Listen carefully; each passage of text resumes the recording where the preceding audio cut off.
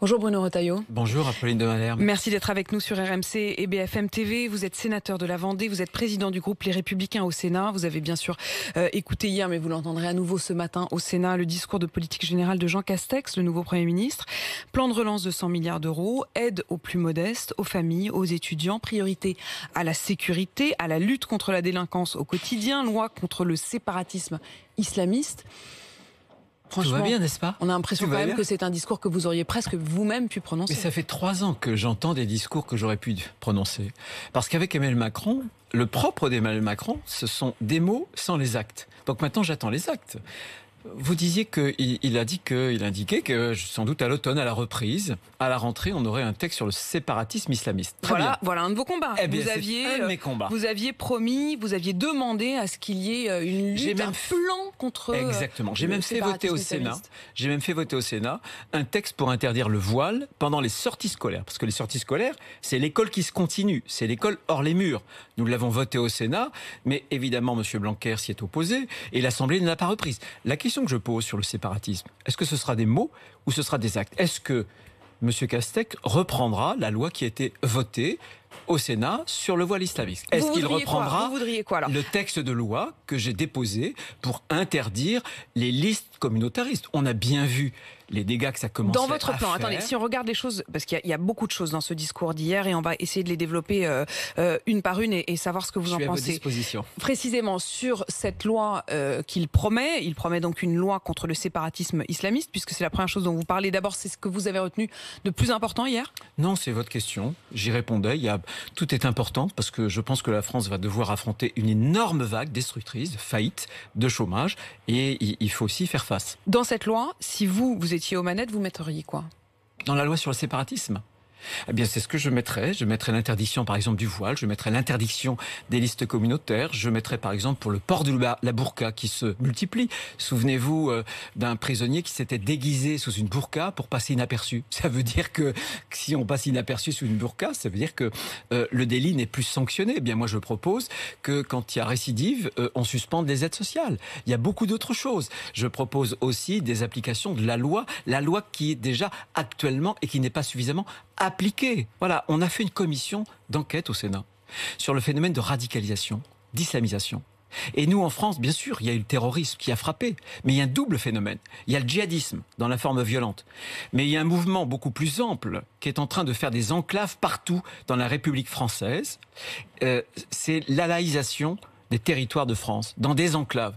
Il faut lutter. Voilà. Est-ce qu'il y a, puisque Emmanuel Macron nous promettait depuis des années un grand discours de la laïcité, mais ce discours de la laïcité, il a trouvé une pensée molle, il a trouvé des actes faibles. Voilà, il faut réagir aujourd'hui. Mais c'est presque un procès d'intention du coup que vous faites à Jean Castex, parce que là, il arrive, il est tout frais, tout nouveau. Non, je dis simplement. Il vous promet une loi, vous l'avez demandé depuis des années, et vous dites, non, j'y crois pas. Apolline de Malherbe, écoutez, ça fait 3 ans, on commence à avoir l'habitude. Il devait y avoir... par exemple sur l'immigration, un texte. On a eu un débat.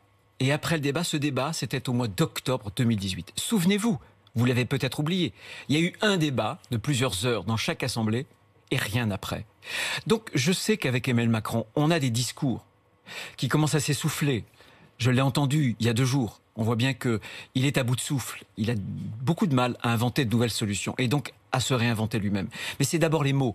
Donc les mots ne suffisent plus à susciter en France la confiance non seulement de nous, parlementaires, mais surtout des Français. Les Français veulent des actes et des résultats. Ils ne suffisent plus à vos yeux, mais enfin, est-ce qu'ils sont justes ces mots? Quand on voit le mot territoire qui a été martelé hier par Jean Castex, ça aussi, ça devrait correspondre à ce que vous applaudissez. Ces mots, bien sûr, sont justes. Mais dans les discours d'Emmanuel Macron, souvent j'ai été séduit par des discours d'Emmanuel Macron.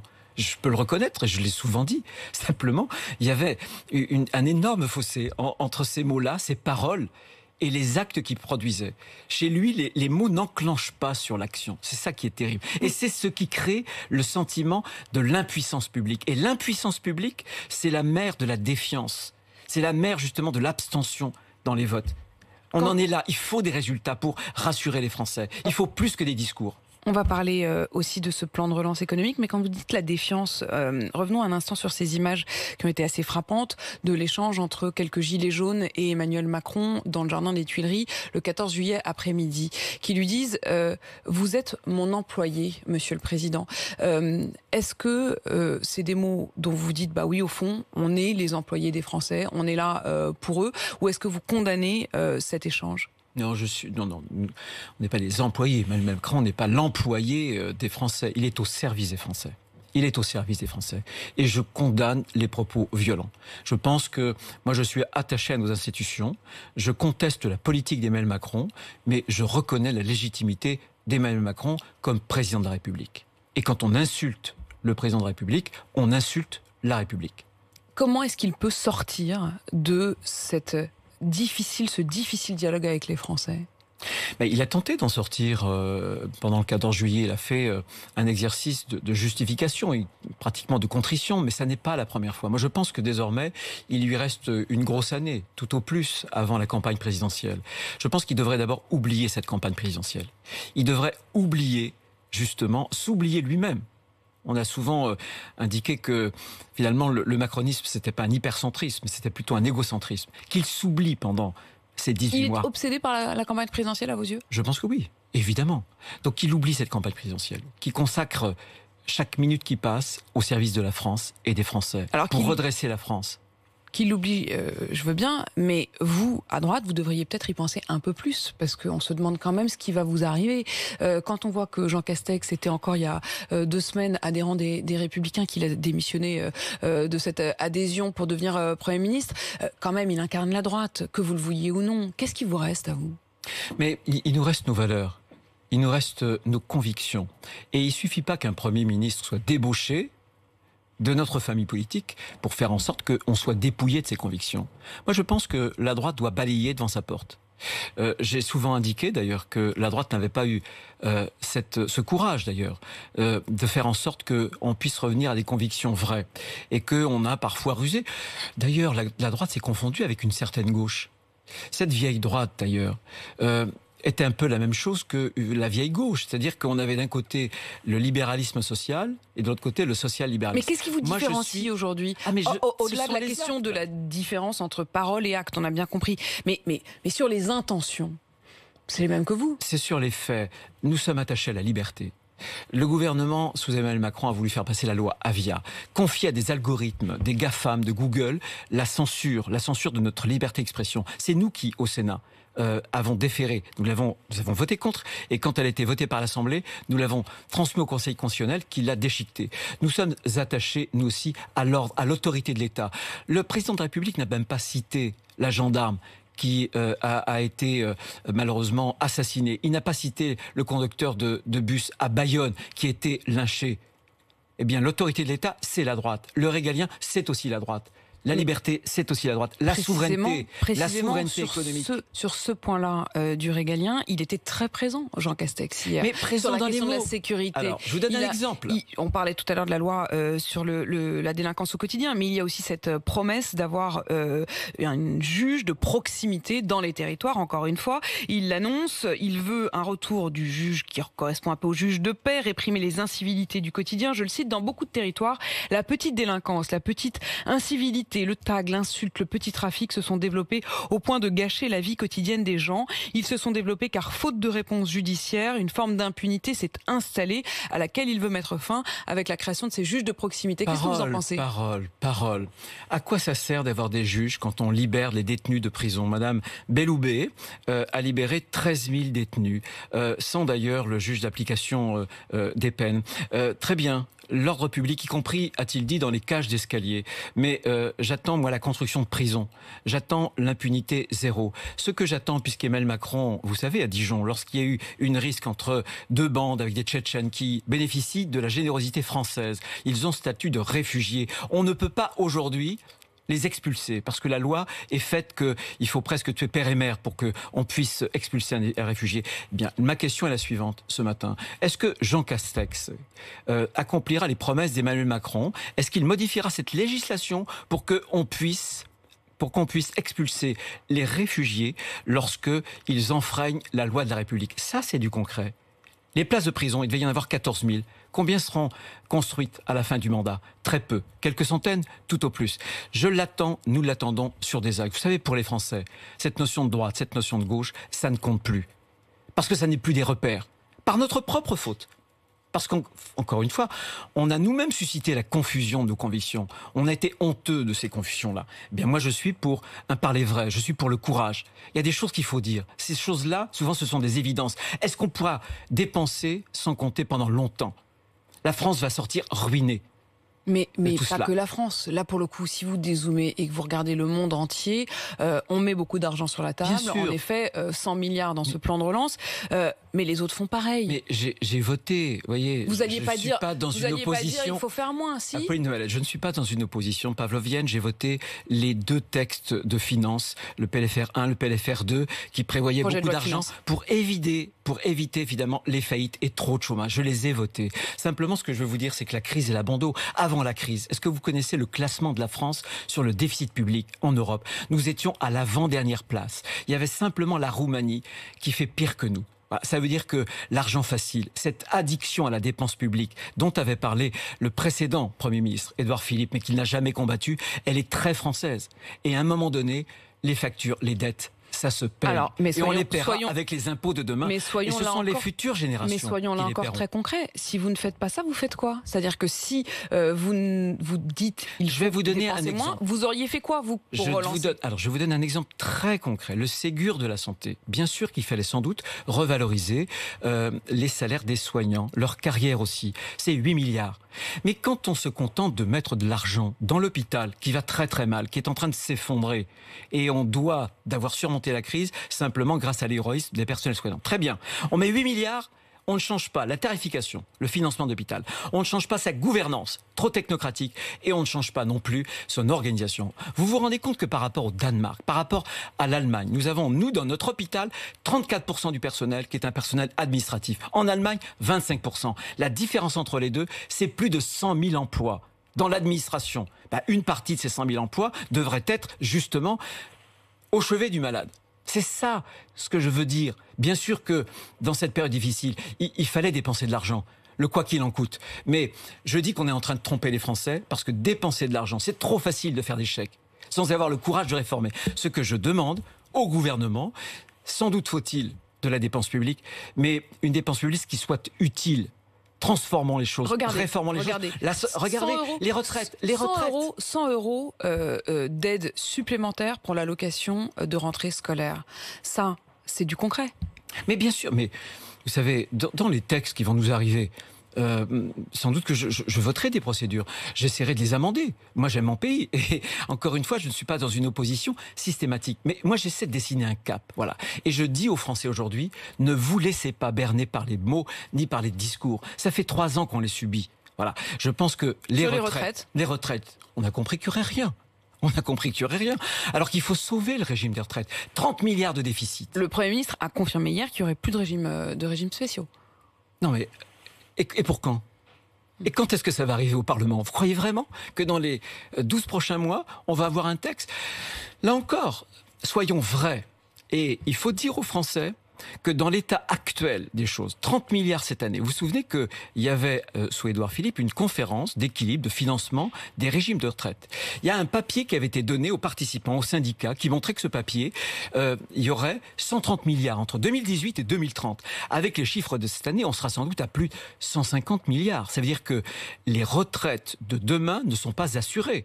Ça veut dire que si on ne prend pas des mesures d'âge, on ne sauvera pas les retraites. C'est ce qui s'est passé d'ailleurs au début du quinquennat d'Emmanuel Macron. Il avait dit pendant la campagne présidentielle « Je ne toucherai pas à l'âge de la retraite ». Et il a baissé les retraites parce qu'il avait augmenté notamment la CSG que supportaient les retraités. C'est ça, il faut être concret. Avec cette sortie de la crise du coronavirus, d'ailleurs on n'est pas tout à fait sûr d'en être complètement sorti, mais enfin en tout cas sorti du confinement, les aides pour les entreprises les plus fragilisées, notamment les commerçants, vous auriez fait quoi de plus, vous? C'est ce que je l'ai voté, et je l'avais proposé d'ailleurs dans un camp quotidien du matin, c'était je crois le 12 mars, le dispositif du chômage partiel. J'avais proposé un certain nombre de points qui d'ailleurs avaient été repris. Donc quand le gouvernement reprend un certain nombre de propositions, moi j'en suis ravi. Simplement ce que je dis, c'est qu'on ne se tirera pas d'affaire sans un certain courage. Voilà. Il faut sans doute dépenser, mais demain, il faudra d'abord dépenser utilement, l'exemple de l'hôpital, mais il faudra prendre des mesures courageuses. Voilà. Les mesures courageuses, quand le président de la République dit « il faut travailler davantage », comment on fait ? Peut-on dire il faut travailler davantage sans soit repousser l'âge de la retraite de 1 ou de 2 ans pour assurer le pouvoir d'achat des retraités ? C'est pas pour un effort que pour l'effort, c'est du concret. Comment peut-on faire ? Comment peut-on dire on ne travaille pas assez, mais en même temps ne pas toucher au temps de travail ? Mais vous êtes pour le fait que les Français travaillent davantage alors qu'ils sont exsangues de cette année qu'ils viennent de traverser ? Mais est-ce que c'est audible ? Mais peu importe, moi je le dis. Si je fais de la politique, je le fais avec mes convictions. Et je dis ce qui me paraît bon pour la France. Je dis aux Français que je ne connais pas d'épreuves individuelles ou collectives qu'on puisse surmonter sans un minimum d'effort. Je pense, et je le dis, que dans une année, dans une vie, on est en France le pays d'Europe qui travaillons le moins. Est-ce que vous pensez un seul instant qu'on améliorera le pouvoir d'achat, le niveau de vie des Français en travaillant toujours moins et en redistribuant toujours plus de richesses ? Avant de redistribuer de la richesse, il faut la créer. Et la vérité, là encore, m'oblige à dire que depuis des années, nous avons perdu en niveau de vie à peu près 13% par rapport à l'Allemagne. Mais nous avons aussi perdu par rapport aux Belges, par rapport aux Suisses, par rapport aux Autrichiens. On a perdu du niveau de vie en France. Bruno Retailleau, on évoquait à l'instant la crise du coronavirus, avec la crainte éventuelle d'une nouvelle circulation du virus. Cette décision de rendre obligatoire le port du masque dans les lieux clos, mais uniquement le 1er août, peut-être plus tôt si c'est nécessaire, a dit Jean Castex dans les pages du Parisien ce matin. Vous auriez fait quoi, là encore, vous ? Est-ce que vous estimez qu'il faudrait que ce soit obligatoire plus vite ou pas ? Apolline Malherbe, reprenez les discours, mes interventions pendant le confinement. J'ai dit depuis le départ que la stratégie du gouvernement était insuffisante. Elle n'était que trop passive parce que le confinement, c'était une cloche mise sous la France. Mais il fallait casser les reins de l'épidémie. Il fallait prévenir avec le port du masque. J'avais même proposé qu'il soit rendu obligatoire. Il a fallu 5 mois pour qu'on commence à y penser et que ça soit que pour le 1er août prochain. Donc on a toujours un temps de retard. Donc prévention. Là il y a encore un temps de retard. Toujours un temps de retard. Pour vous, il fallait le rendre obligatoire. Regardez le dépistage. Le Premier ministre nous a annoncé au moment du déconfinement qu'on aurait 700 000 tests par semaine. Mais c'est le cas, visiblement. Simplement, les Français ne les font pas. C'est faux. Pourquoi ? C'est sans doute autour de 300 000, Exactement. 350 000. Dans les faits, c'est à peu près 350 000. Et le président de la République nous dit, mais on a la capacité, mais il n'y a pas la demande. Mais pas la demande, c'est parce qu'il n'y a pas la stratégie, puisque les personnes sont désormais le plus souvent asymptomatiques. Donc, ils n'y vont pas. Donc, ils font un dépistage massif. Concrètement, pourquoi a-t-on interdit à la médecine du travail, aux entreprises, de faire un dépistage massif ? Pourquoi ? Voilà. Donc c'est un manque de stratégie sur les masques. Au départ, c'est parce qu'on n'avait pas de masque. Maintenant, désormais, on en a. Mais manque de stratégie sur le dépistage. La seule stratégie qu'on doit avoir, et malheureusement, on n'en a pas pris de chemin, c'est dépister massivement, ensuite tracer et isoler les personnes qui sont peut-être parfois asymptomatiques mais contaminées pour qu'elles ne transmettent pas cette contagiosité. Bruno Retailleau, je vous repose quand même la question sur les masques. Est-ce que vous êtes favorable au fait de les rendre obligatoires ? Je l'ai dit, bien sûr, oui. Et dès maintenant ? Dès maintenant, oui. C'est rien, je ne comprends pas, il ne faut même pas une loi. Bien sûr, dès maintenant, on a déjà tardé depuis 5 mois, je le demande, dès maintenant, dans les lieux publics qui sont clos, oui, dès aujourd'hui. Un pompier qui a été pris pour cible par des balles réelles à Étampes. Gérald Darmanin était présent sur place hier. Il a promis qu'il y aurait des plaintes systématiques au nom de l'État à chaque fois que les pompiers ou les forces de l'ordre seraient prises pour cible. J'ai l'impression que ça ne vous convainc pas tellement. Franchement, quand j'ai entendu cette information, les bras m'en sont tombés. Ça veut simplement dire que quand il y avait un pompier, quand il y avait un gendarme ou un policier qui était attaqué ou blessé, y compris par une arme, par une balle, on ne déposait pas plainte. Non mais, si aujourd'hui, la réponse du gouvernement consiste à dire dès qu'il va y avoir un délit, un crime, on va déposer plainte, mais non, moi j'attends des sanctions, des vraies sanctions. Je voudrais simplement rappeler que chaque jour qui passe, il y a 110 personnes qui portent un uniforme, qui soient gendarmes, qui soient policiers, qui soient sapeurs-pompiers, qui sont agressés. 110. Et il y a des gens en France, des activistes, qui veulent dénoncer les violences policières. Ça aussi, c'est une inversion de valeur. Ça aussi, c'est une inversion de responsabilité. Les responsables de violences ne sont pas les policiers, ne sont pas les gendarmes. Il peut y avoir des dérapages. Quand il y en a, on les sanctionne durement. Voilà. Mais ne nous cachons pas derrière cette terminologie que certains veulent employer pour décrédibiliser justement le maintien de l'ordre. L'autorité de l'État, c'est ça. C'est soutenir sa gendarmerie, soutenir ses policiers, soutenir ses sapeurs-pompiers. Gérald Darmanin, il vient de chez vous aussi, un homme de droite. Sa domination. Ça ne veut plus rien dire. Ça ne veut plus rien dire. Mais je vous expliquais que la droite avait fait parfois des politiques de gauche. La droite. Il reste un homme de droite quand même, Gérald Darmanin ? Non mais peu importe, seul compte les résultats, seul compte la politique qu'on fait. Il suffit pas de prononcer les beaux discours, il suffit pas de faire des visites ministérielles, il faut sanctionner, il faut avoir un bras qui soit le bras de la République, qui soit un bras qui ne tremble pas. Et quand on doit maintenir l'ordre, on le maintient de façon intransigeante. Il a promis d'être intransigeant, en tout cas pour l'instant. Encore une fois, vous me direz que ce n'est qu'une promesse. Un mot quand même sur ce qu'on appelle l'affaire Darmanin. Quel regard vous portez là-dessus ? Il y a eu un non-lieu pour les accusations dont il était l'objet, mais une enquête a à nouveau été ouverte par le parquet de Paris dans une affaire où il est accusé de viol, de harcèlement, d'abus de confiance. Est-ce qu'il y a une affaire à vos yeux ? Est-ce que ça vous pose problème qu'il ait été nommé ministre de l'Intérieur alors qu'il y a cette enquête en cours ? Écoutez, moi je pense qu'il me donnera suffisamment d'arguments pour contester sa politique, pour que je porte le fer sur ses actes. Voilà. Je ne m'abaisse jamais vis-à-vis d'un adversaire politique à autre chose qu'à la contestation des actes politiques qu'il pose. Vous avez indiqué vous-même qu'il y avait eu un non-lieu, il y a une présomption d'innocence. Je ne veux pas m'abaisser pour désigner un coupable alors qu'aujourd'hui, tout indique, en tout cas la justice a émis ce non-lieu. Donc voilà, j'ai bien d'autres choses à dire, notamment sur la politique demain de Gérald Darmanin, pour ne pas m'abaisser à ce genre de choses. Vous ne crierez pas avec les loups, Bruno Retailleau. Je ne hurle jamais avec les loups. Je n'emploie jamais ce type de procédé vis-à-vis de mes adversaires. Un mot encore, ce discours de politique générale de Jean Castex, il vous le sera à nouveau prononcé devant vous, les sénateurs, à 10h. Il a été lu en fait par le numéro 2 du gouvernement, et donc on n'a pas eu l'accent chantant. Donc vous aurez tout à l'heure à 10h l'accent chantant, mais vous n'aurez pas le droit au vote puisqu'il n'y aura pas de vote derrière. Vous le regrettez ? Vous auriez voté quoi vous ? Non, parce que je me serais sans doute opposé, comme l'ont fait d'ailleurs dans l'immense majorité les députés. Non, je pense que au Sénat.